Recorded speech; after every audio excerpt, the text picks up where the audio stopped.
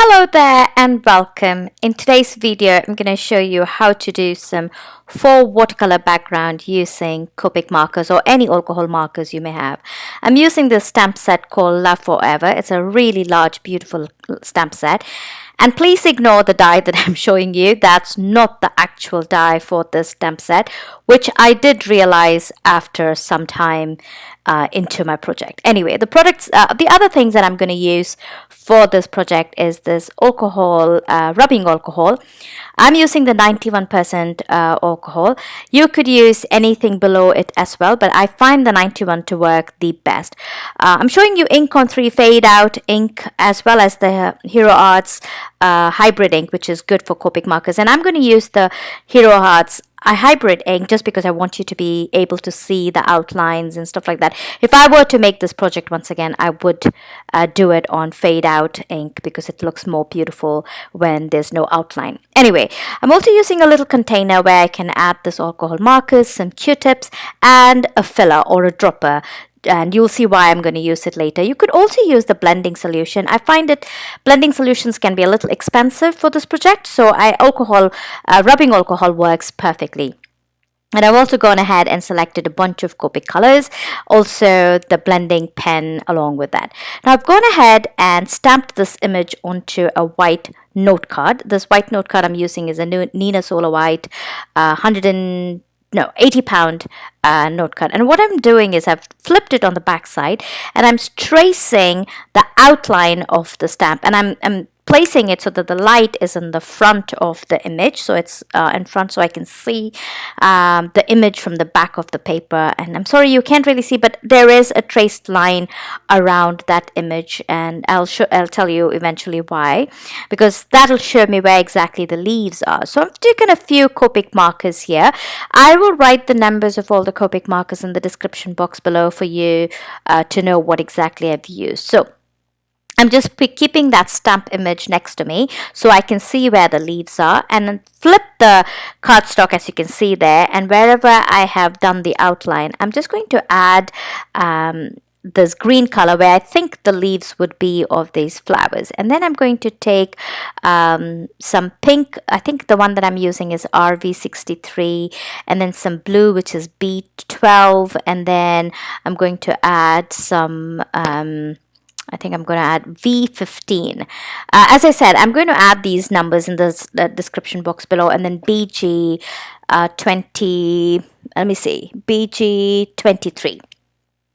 And I'm just randomly placing these colors all over my surface. And then what I'm going to do is, once I'm satisfied with laying these colors so it's in the back side of that stamped cardstock, you can see that's a stamped image, and then you flip it over and you add these colors in the back side.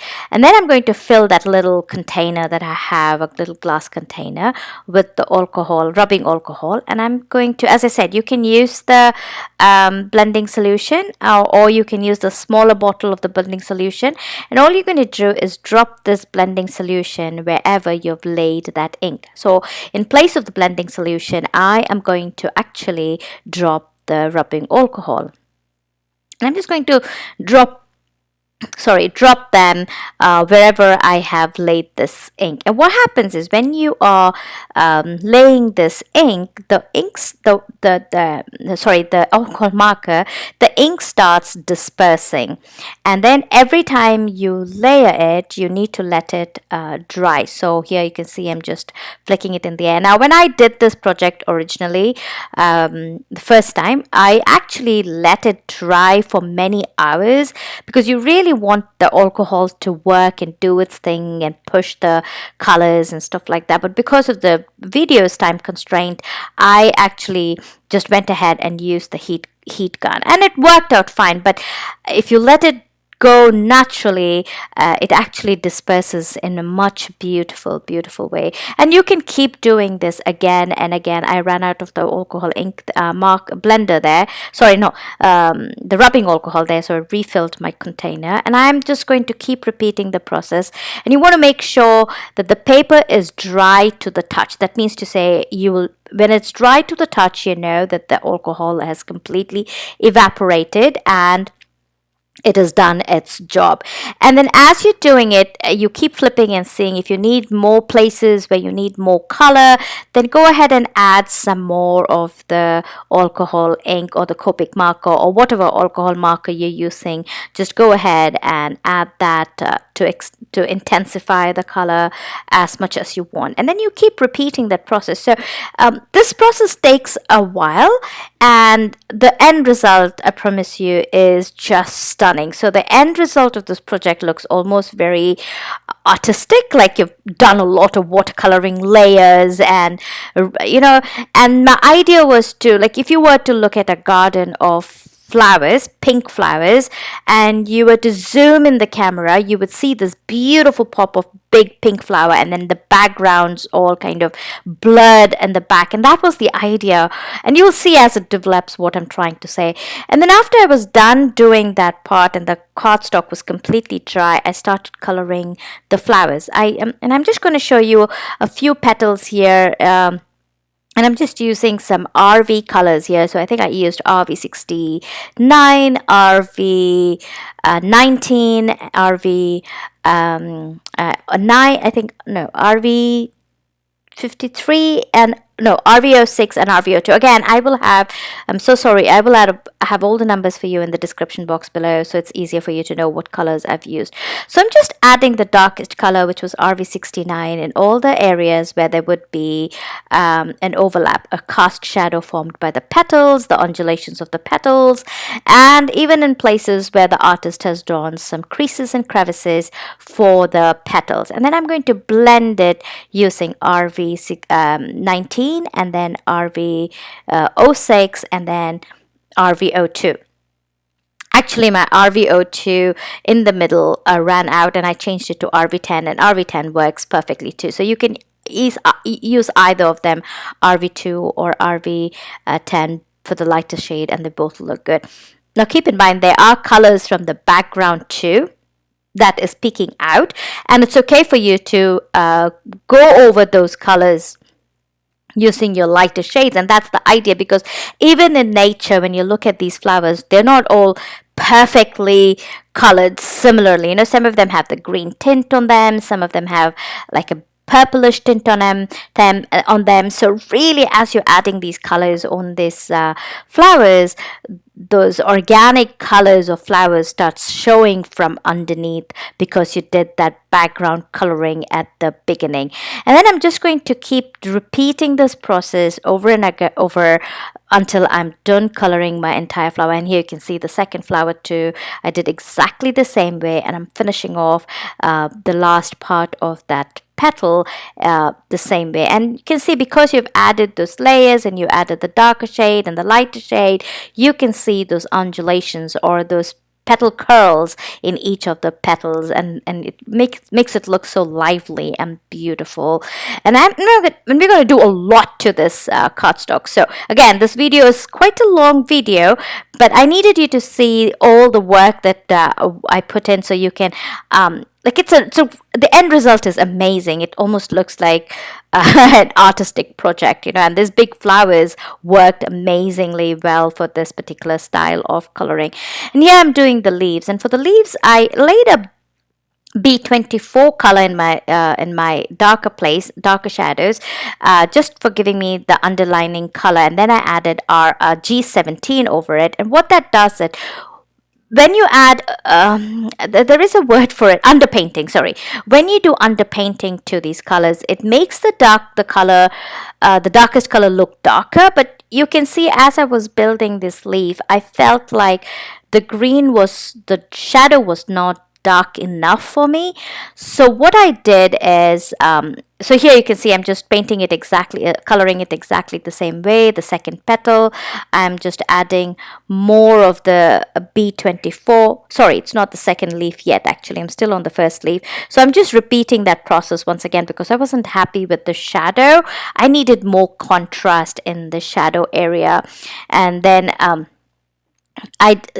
once I was done with the second leaf here, I realized, it really is not showing as much variation. So what I did is I took G99, which is a really rich, deep olive green color, and I added that to the shading, the shadow area. And again, I kept that B24 as the base color, because when I added G99 on that G24, my G99 became really deep and rich and dark, and I needed that shadow so that you can see. Now you can see the difference between those two leaves, one over the other. And I did the same thing for the entire leaf in this particular stamped image. And here I'm finishing off the last one, and you can see here I'm doing B24, then I'm adding my G99, and then I'm going to add G17, and then YG03 and YG21. And here you can see I've finished coloring all the leaves. And once I was done coloring all the leaves, I'm going to color the stems of those clustered flowers, those little buds or clustered flowers. And those clustered flowers, I basically want to keep them almost white, so I'm not going to add a whole lot of color. I'll show you what I'm going to do eventually. I colored the stems exactly the same color as the leaves, so nothing too complicated there, exactly the same way.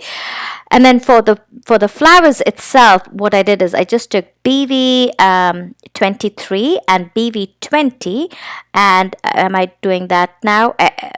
But let me add this some more. So I'm just doing the stems of the other flowers, and here you go, I'm all done. Now I'm going to do those flowers. So the flowers, I just needed to add a little bit of shading to them. So all I did is I added BV23 in the center, not 23, sorry, BV02 to the center, and then blended it out with B00. And that just added a little bit of color to them, because again, you remember all that background color has seeped into those white flowers, and it shows, it organically looks, there's a pink tint in it, there's a green tint in it, some of the buds. So if you look at flowers in nature, white flower buds in nature, you can see the pinks in it, and then the greens and the slight violets and purples in it. And that was what was happening because of the background that we did. And all I needed to do was add some shading to make those petals give that variation in the petals. Now I'm taking 3 shades of blue, and I'm going to add this to the background, or the remaining area, or around the images. So I took, I think it was B24, and then I blended that with B12 and B91. Again, I promise you there will be all the numbers in the description box below. So I'm just flicking that color from the edge of the image to the outside, to the white of the cardstock, and kind of letting it fade into that white cardstock. And it's okay for you to go over all of those colors that are seeping in from the background as well. And that's the idea. Remember, I said it is like you're looking at a flower in a very close up through your camera lens, and everything else around it is blurred, and you can see those blues in there, and the pinks in the background, and the greens in the background, and that just gives you this beautiful watercolor effect to the background. I hope I'm making sense. Again, if you have any questions, please leave me your questions in the comment box below, and I will try my best to answer as many questions as I can. So now what I'm going to do is I'm going to do the same technique that we did in the back, but instead of using a dropper, I'm just going to take a Q-tip here and dip it into the rubbing alcohol, and I'm going to place it wherever I laid that blue shading in the front part. And what it's going to do is it's going to disperse the color on the surface of this cardstock. And the previous time, what happened was when we put in the color, it broke the colors, and it created this haze in the front of the cardstock. I really hope I'm making sense, and I hope you can see what I'm doing and how this is working. If you're watching on your phone, I don't know if you'll be able to see it as much, but if you were to watch this video on your computer, I'm sure you can see it much better. So anyway, that's just my thought. And then I'm just heat setting it so that the alcohol is all evaporated and the cardstock is dry to the touch.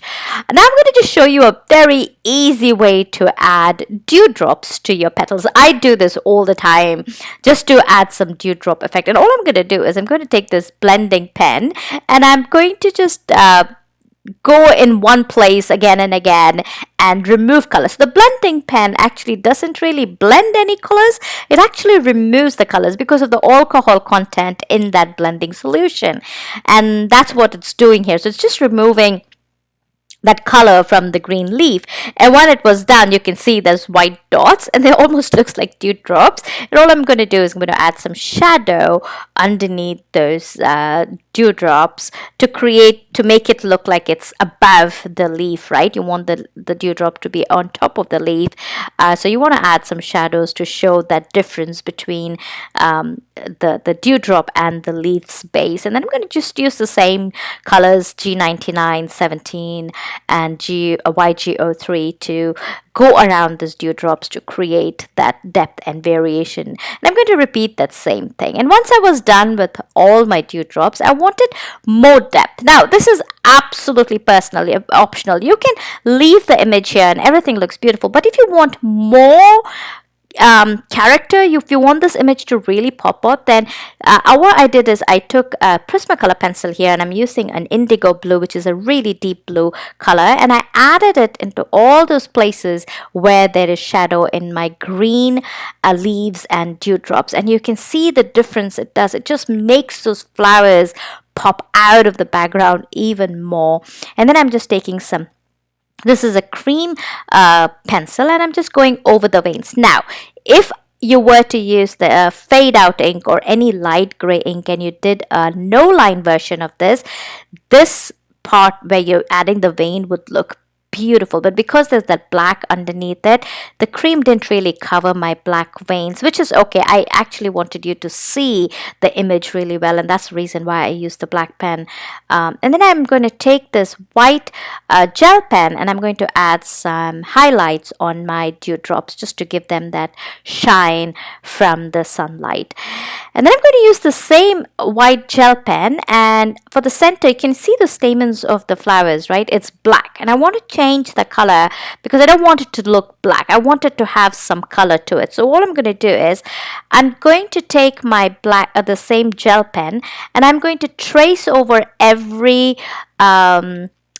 little stamen and the tip of the stamen and the stem of the stamen with this white gel pen. So just go over the artist drawn image with this white gel pen. Now the white gel pen I'm using is the Sakura White Gel Pen and it's number 8, so the nib size is not very thick, so it worked out beautifully to give me really thin lines for the stamens in the center of the flower. And I'm going to repeat that same thing with this white flower, the second flower. It's also because I wanted to let that white to dry before I could do the next step. You want to make sure that the white gel pen is nice and dry for your next step. So all I'm going to do now is I'm just going to take I think I took YG21 and I just dabbed it. I'm not scrubbing it, I'm just dabbing the ink over that place, just over that area over and over again. And I think I wanted it a little more darker, so I went with YG03, and you can see how that black center has suddenly gotten the color that you need. Now dabbing the ink doesn't really mess up with your nib of your Copic, so just dab it lightly and you'll be fine. And then I've taken this Process Red, another Prismacolor pencil, and I'm adding few shades of pink into the leaves just to give that variation in the leaf as well. Again, as I said, in nature you find so many colors on the leaves and the flowers, so I'm just kind of adding those variations, just using different mediums of colors.